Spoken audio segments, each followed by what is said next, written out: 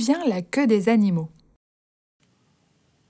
Au matin du monde, les animaux n'avaient pas encore de queue. Les zébus ne pouvaient donc pas se débarrasser des mouches qui les harcelaient. Et les singes n'arrivaient pas à s'agripper aux branches des arbres avec la même aisance. Et le coq était beaucoup moins fier. Nyakmachibi, le lion, en roi des animaux, décida de trouver une solution à ce problème. Pourquoi ne pas donner une queue à chaque animal, se dit-il.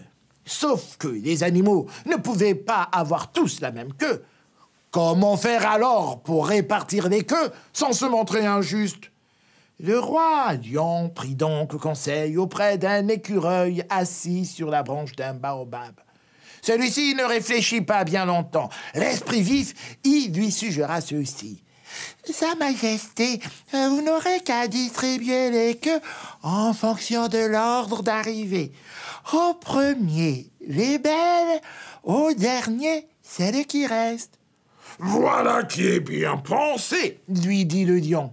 Il convoqua dans la foulée l'harmattan ce vent sec du désert. « Va porter ce message aux 4 coins du monde, à toutes les bêtes de la terre, que toutes viennent demain à midi au bord de ce marigot pour recevoir une queue. » Cette nuit-là, l'écureuil dormit sur la berge du marigot pour être certain d'être le premier et de recevoir la plus belle queue. Le lendemain, à midi, tout naturellement, le lion se servit le premier. Il choisit une longue queue fine aux reflets d'or coiffée d'un doux duvet à son bout. L'écureuil venu juste après lui s'offrit cette magnifique queue orangée en éventail qu'on lui connaît aujourd'hui. Le cheval, lui, préféra une longue traîne assortie à sa crinière.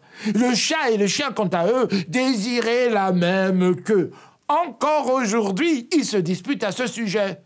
Les retardataires comme l'éléphant et le rhinocéros durent se consoler avec de maigres ficelles râpeuses et ridicules pour des animaux de leur envergure.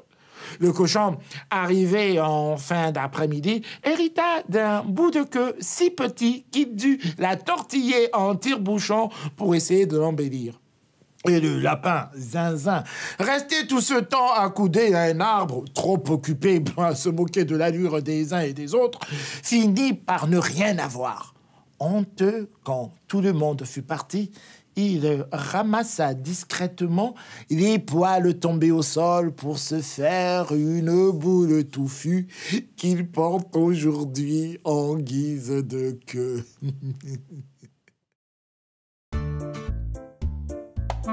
On ne peut pas tresser la tête d'un absent.